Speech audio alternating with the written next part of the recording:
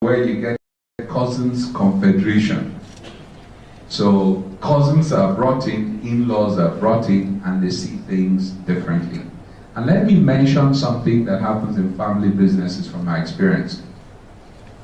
There is an automatically appointed consultant, sometimes for the good, sometimes for the bad. And who are these consultants? You want to guess? Spouses. Spouses. They tell the brother, when are you ever going to stand up to him? Look how he talks to you. Are you with me? He still talks to you like you're that little boy. And then people then bring in the ego, and next time he's determined to show his brother that, look, it's not the little boy you knew. And we've seen this with successful family companies like the Shaguris as well. And we've seen some not on talking terms anymore because all of these things were not clearly defined in terms of succession and management. Now, the key challenges for family business would then be the question of ownership. Who gets what, when, and how opens the way to bickering, sibling jealousy, and rivalry, especially if the visionary pretends or through inaction or action shows a favorite. Where all of them are employees and you show a favorite, this is the person who will succeed me as the leader, people tend to have the option they can go elsewhere. But remember, the family person can't go elsewhere. Where you have shown favorites and they feel that there has been no justice in your decision. Where people feel that there's no decision, objectivity as a founder, what tends to happen is that they will contest that decision and play it out with rivalry within the family. Now, let us give an illustration of this principle. The very respected family of Chief F.R.A. Williams, who is one of the best law practices in the country, have family members, can you hear me now? Yeah. They have family members fighting over who is the chosen one. And it has come to a point where the entire business has gone so low. I can tell you what happened to the house owned. Is it? Yes, sir. One of the family members sold the house, which was supposed to be their main father's house, to someone who demolished it on a Friday evening. Wow. And packed the rubble by Sunday, so there was no time to go to court deliberately to stop it. So that's the kind of thing that happens when, I'm just not sure that this might be good. All right. Thank you. That's what happens when the founders do not define the question of ownership. Every lawyer would know a good publication called Nigerian Weekly Law Reports. It's published by Ghanaian Fabian. The question of ownership, undefined, has led to bitterness and rancor and fight. Sometimes it could even be between management and the children. Those managers knew when you were a toddler coming to the office. They actually gave you pocket money and they did drop you off. And suddenly, without preparing for that transition, the person wasn't there anymore. And the family member, that little boy comes, depending on his wisdom, how he approaches it, suddenly becomes the boss of these people. They could either walk away, and sometimes walk away with the trade secrets. The trade secrets include the customers, the trade creditors, the line managers, everything, and leave you the certificate of incorporation. So management plan. As the firm grows, the operation becomes more complex. The need for non-family professionals arise. They need to, sometimes, the beauty, hire an expatriate. If you have a company where you feel cultural issues or affinities may be a problem, he arrives with no affinity other than to grow the business. Okay? Sometimes you hire somebody who's completely detached didn't know anything about where you came from. Then succession planning, define it as much as possible who bears the torch when the founder is gone, and how will management be organized from an approach of heir apparent to management succession. Now, it's important to anticipate conflicts. Even on a bed of roses, you have to go through the thorns. So anticipate conflicts and have established good governance and communication strategies. Corporate governance, invite best practices, bring in some non-family members on the board because they bring objectivity. But be careful who is brought, because as Africans in this part of the world, we have a tradition of listening to he who buttered our bread, loyalty. Do not let issues of loyalty be unchecked, because I could simply populate it with outsiders who are loyal to me to the exclusion of my siblings. So it's important to get respectable members of the board and ensure corporate governance so that there's independence of thought processes and ideas, and people who can ask questions. Why are we doing this? And family governance as well. I know a family that the founder transited and left 51 children. Really? Now, that sort of needs to have a family assembly, a general meeting of family. Yeah, and it was a very successful person. Yesterday, a book was presented by Ed Kiesel on a brief history of German companies in Nigeria. And it was interesting to see how we evolved the Lagos Hamburg line, and to see companies that have done very well here, some founded here, taken to Germany, and some brought here, to see that family businesses, they constituted the majority of those businesses, and they've done very well. A company like Geisler had done extremely well and was the sole person doing Mercedes-Benz here, and who was managing more or less Lufthansa's operations up until the 1960s locally here.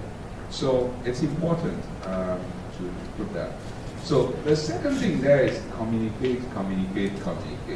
When people don't hear from you, they fill up their minds with suppositions and speculations, and people actually act on speculations and take decisions based on it.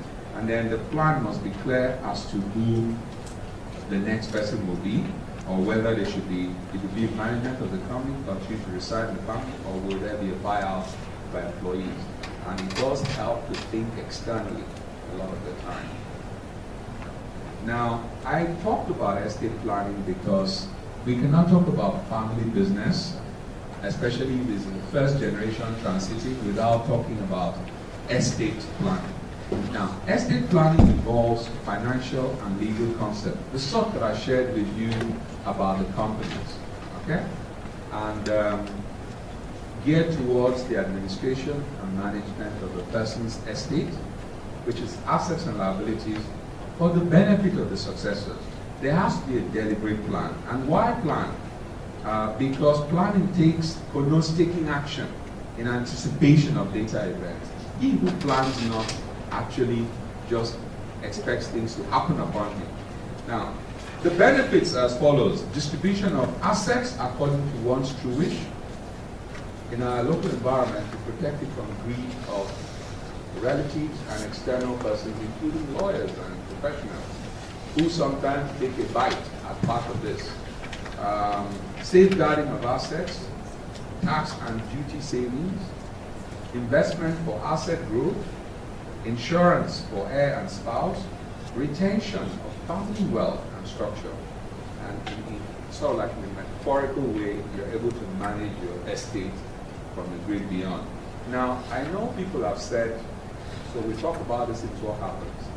This is something that I advise everyone to pay attention to, especially people in family groups. One of my students at the Lagos Business School came and told me years ago that, after what you told us, it happened upon them. Because I used to tell them that what is the most important document when a man passes away? It is the death certificate. As cold as that sounds. Whilst they were in the village mourning the man, the young second wife took ill on boat and left them and went back to Lagos. And by the time they were done with the funeral and stayed the mandatory 3 native weeks to show respect and everything, she was more than halfway gone. What did she do? When they got back, they went to see their lawyers first. And the lawyer said, yeah, we need to apply for letters of administration. And the source document, you can't apply for someone's estate. The first thing the court will say is, the presumption is he's alive until you show them a certificate showing he's no more. So they said, okay, that's true, we'll go to the hospital and get it. When they got to the hospital, they said, no, you took it about 3-4 weeks ago. He said, not us. He said, look, you said that was his wife. He came here and he took it. He actually took it the day they had service of songs. So it's important. I'm not saying that we all go material, but I'm just saying that these things happen and better to be vigilant. Now, the forms of estate planning, write a will. But a will is ambulatory. The opening words of a will says, this is the last will and testament of Fabian Ajogwu. Sounds, I know some people don't even like hearing that. Let me tell you in a lighter mood. I once had a client who said, write me a will. So I introduced him one of my lawyers. We made the first draft and gave it. So the lawyer reminded him to send it back. We finished everything, was to send the final version back. So he called and said, okay, no, I'm busy, I'm traveling, call me next week. He called him next, said he was in a meeting. He called him the 3rd week. And after he dropped, the client called him back and said, why have you been calling me? He said, no, I just said, did you have a dream or something? I'm just calling you to finish and close the file. He didn't believe him. He then called me and asked, is there something that we know? So most people will talk about this, think about it, but never end up doing it. So for those kinds of people, you may think about trusts, simplicity or managed trusts by companies, and you can store the family wealth in terms of the shareholding and everything there. They can manage and administer it dispassionately. Gifts intervivals. If you know the kind of family you have, you may want to make the gift whilst alive. Number 5, Ojo Road. Take it, John, my son, it's yours. Number 6, Cookie Road. Take it, Evening, my daughter, this is yours. And everybody sees it when they can't challenge you.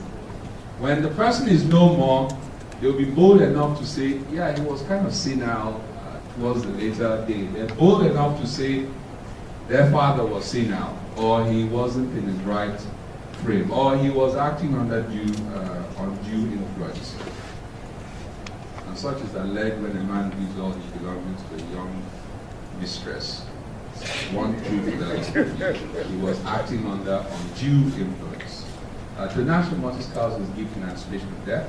Communal ownership. Joint ownership, I mean, I won't spend time on this, it's different from co-ownership. So be careful the choices that you make on it. One is typically good for families, spouse. One is good co-owners for businesses. Family-owned companies, as I have done, and I encourage you to do so. Futuristic acts like, here's the certificate of occupancy of this, here's the shareholding of this, but I will enjoy the benefit until this happens. Estate freeze. The last one is a very funny one. Look at it.